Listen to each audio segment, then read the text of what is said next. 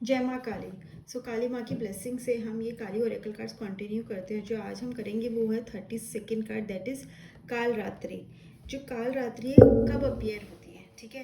काल रात्रि का हम उससे क्यों अपीयर हुई और इनका क्या इंपॉर्टेंस है, ओरेकल हमें क्या मैसेज देता है। तो बेसिकली काल रात्रि तब अपीयर होती है जब वॉरियर था, ठीक है। एक वॉरियर ने वायलेट किए थे, रूल्स वायलेट किए थे, एंड कहीं ना कहीं लॉ था ना जो उसको वायलेट किया था। क्या किया था वॉरियर ने, बेसिकली वॉरियर ने क्या किया था। वॉरियर हमें सबको पता है, एक पर्सन ऐसा जो लड़ता है, ठीक है, सैनिक।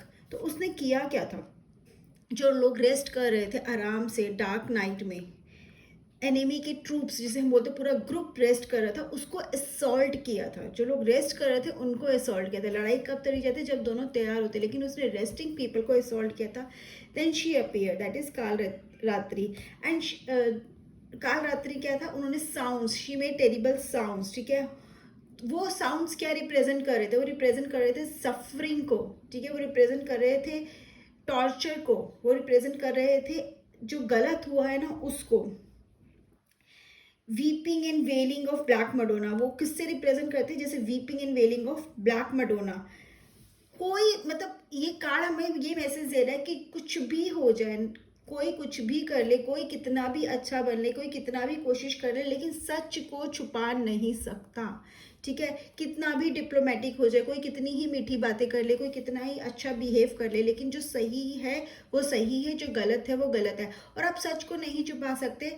ग्लोजी थिंग्स होते ना, एक ग्लोजी थिंग्स, अच्छे बिहेवियर, ये सब अच्छा अच्छा दिखा के आप उसके पीछे के सच को नहीं छुपा सकते। ये कार्ड बहुत अच्छे से मैसेज दे रहा है, you can not hide the truth, and that is the truth which is, you can say that black truth, hidden things, ठीक है, एंड इविल, ये सब आप नहीं कर सकते। कहीं ना कहीं कभी ना कभी बाहर आता ही और आपको उसको फेस करना ही पड़ता है।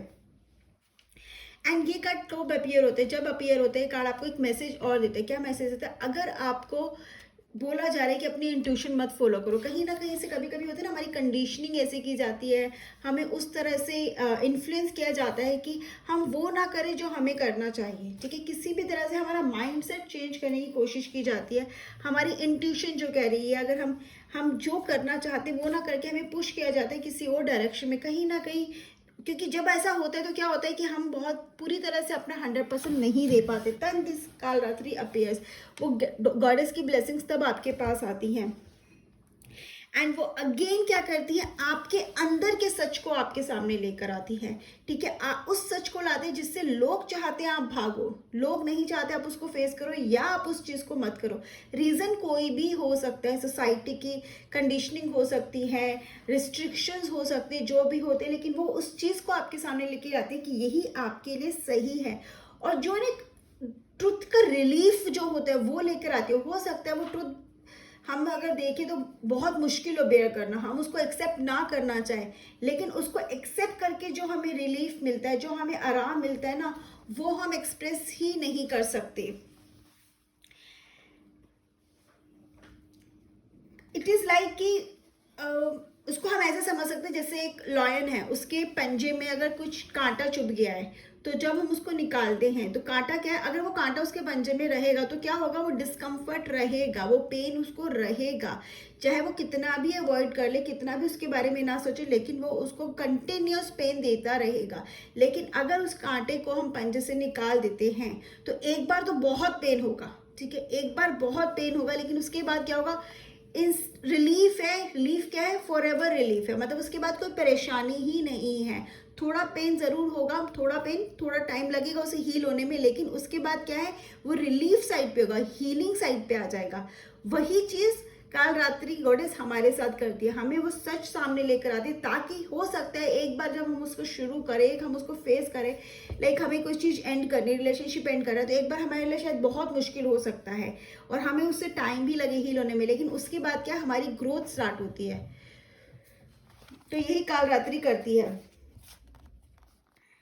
ओके, काल रात्रि को अगर हम ट्रांसलेट करें ना इंग्लिश में तो it is like black night. और हिंदू के ट्रेडिशन में ना ये बहुत ज़्यादा सेक्रेड माना जाता है। क्यों माना जाता है? क्योंकि वो मानते हैं कि काल रात्रि का मतलब क्या है। वो काल रात्रि को ऐसे मानते हैं कि वो एक टाइम जहाँ पे कंप्लीटली जो चीज़ रिक्वायर्ड नहीं है ना, उसका एक कंप्लीट एंड होने वाला है।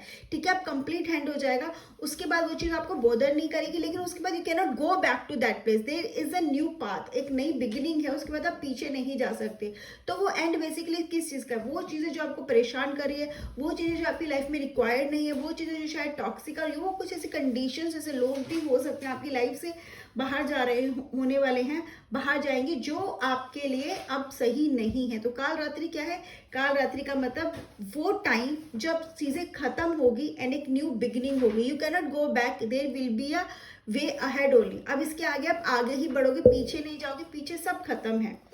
एंड इसका ना कहीं एक क्या है, इससे क्या होता है कि हमारी काल रात्रि ना एक मैसेज और भी देती है कि हमें ना अपने जो पेन को है ना, पेन को सिर्फ रियलाइज नहीं करना है, उसको अंडरस्टैंड नहीं करना है। ठीक है, हमें उस पेन को बाहर निकालना है, उसको एक्नॉलेज करना है। ठीक है, और अपनी जो एग्नी होती है ना, जो पेन होता है, उसको बाहर निकालना है, उसको हील करना है।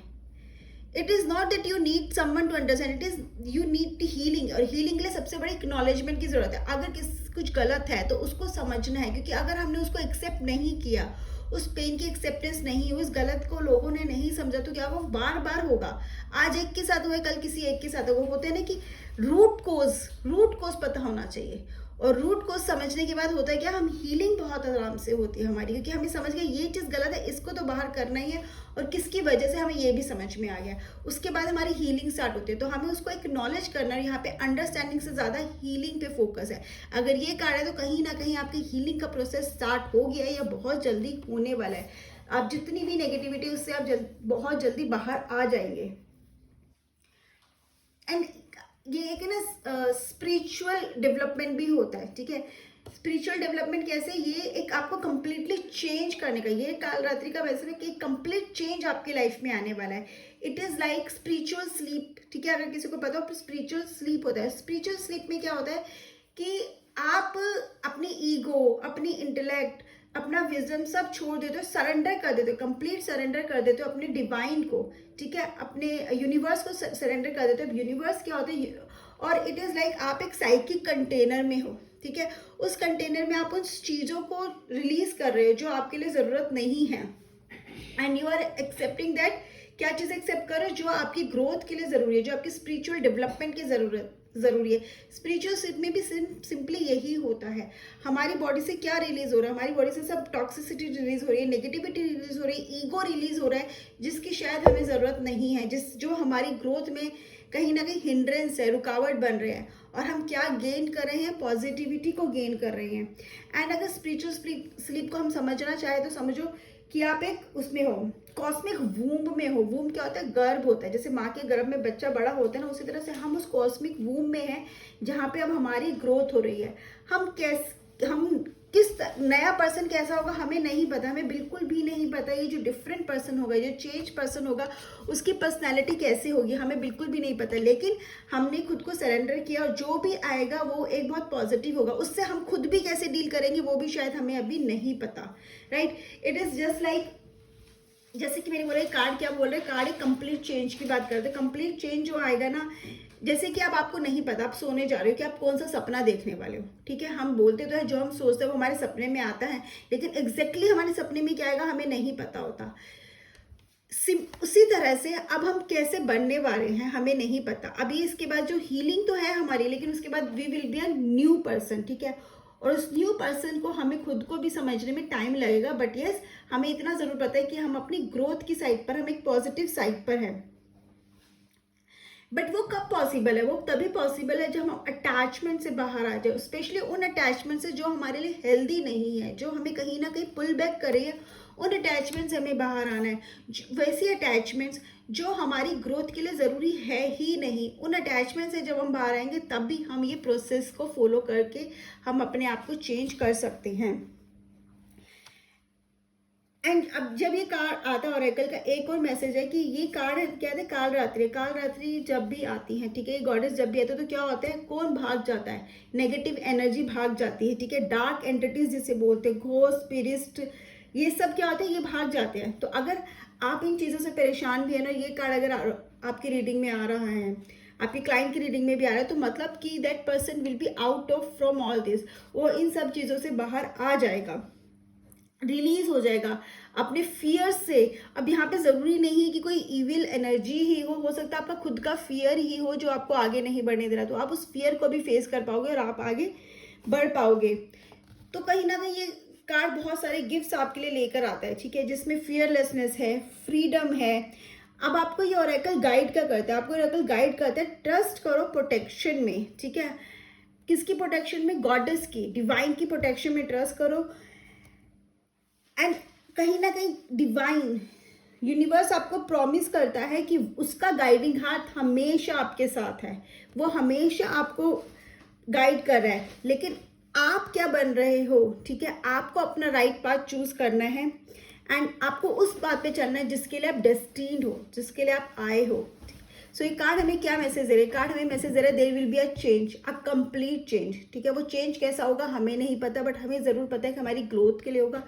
ये कार्ड क्या है? ये कार्ड हीलिंग की तरफ है कि हम हील करेंगे। ये कार्ड और क्या मैसेज देता है? ये कार्ड मैसेज देता है कि जितनी भी नेगेटिविटी है ना, अगर हम किसी चीज़ से डर भी रहे, कोई इविल स्पिरिट, इविल एनर्जी, उससे भी हमें कहीं ना कहीं रिलीफ मिलेगा, end of that evil energy. So this is what I understand with this card. आप लोगों को क्या समझ में आया प्लीज कमेंट सेक्शन में जरूर बताइएगा। जय मां काली।